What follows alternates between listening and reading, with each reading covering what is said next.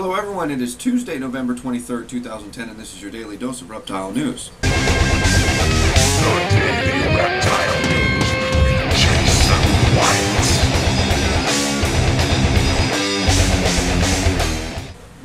Well, we talked about, you heard it, the pedophile over back east that used the venomous snakes to lure the girls into his basement. We won't get too much further into the story than that. He, I believe it was last week, he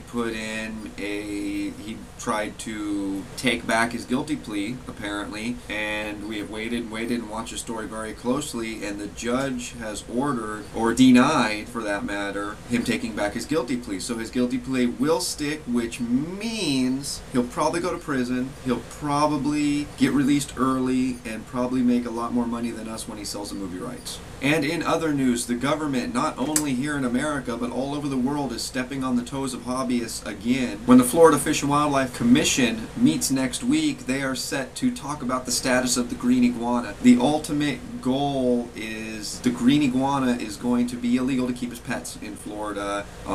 They don't go into too much detail if they're going to add it to the Lacey Act with the large constrictors like they did down there. But that's the ultimate goal. To their defense, the Fish and Wildlife Commission does not seem to think that's necessary at this point. However, conservationists think it is.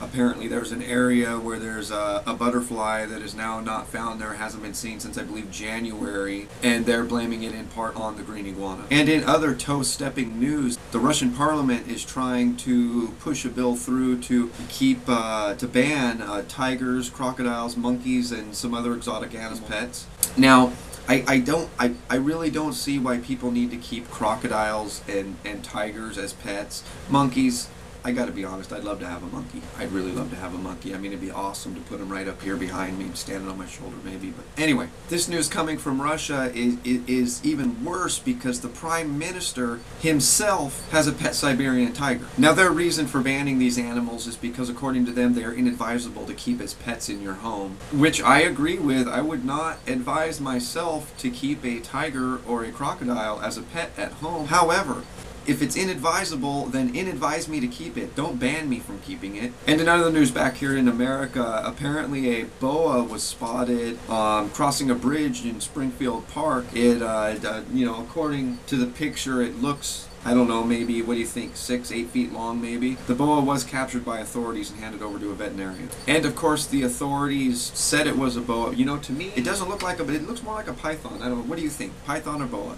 Leave a text comment below. And apparently the men in black are interested in Asian flying snake. Apparently a researcher who has been doing work with these snakes and their movement and how they fly and everything states that his most recent projects have been sponsored by DARPA.